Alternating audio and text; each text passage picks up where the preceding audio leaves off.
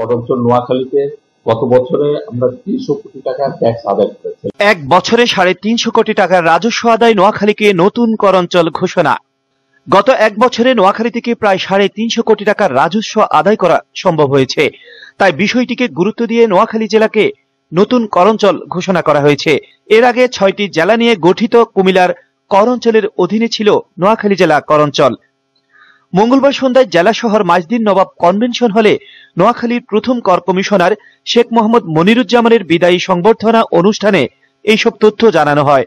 করঞ্চল নোয়াখালী বর্তমানে করঞ্চল নোয়াখালীতে গত বছরে আমরা 300 কোটি টাকা ট্যাক্স আদায় করেছিলাম এবং আসলে নোয়াখালীর করদাতার সংখ্যাও আমাদের যথেষ্ট বেড়েছে। তো পরের অর্থ বছরই দেখবেন এটা 1000 কোটি টাকার উপরে বেশি বাজেট হয়ে যাবে।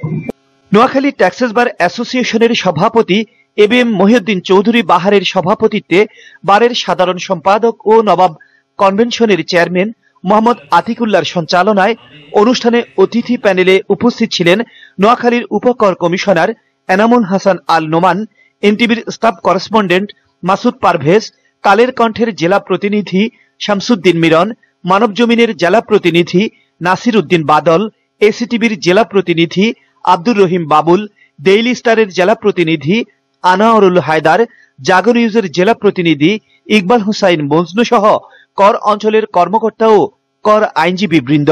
অনুষ্ঠানে বক্তারা বলেন, নোয়াখালীতে যেই হারে করদাতার সংখ্যা বাড়ছে, বিগত বছরে 350 কোটি টাকা কর আদায় হলেও আগামী বছরে এটি 1000 কোটি টাকা ছাড়াবে বলে আশাবাদ ব্যক্ত করেন বক্তারা। এই জন্যই চলতি বছরের মে মাসে সরকার নোয়াখালী জেলাকে নতুন করঞ্চল ঘোষণা করেছেন। সাইফুর রহমান রাসেল, এটিএন বাংলা, নোয়াখালী।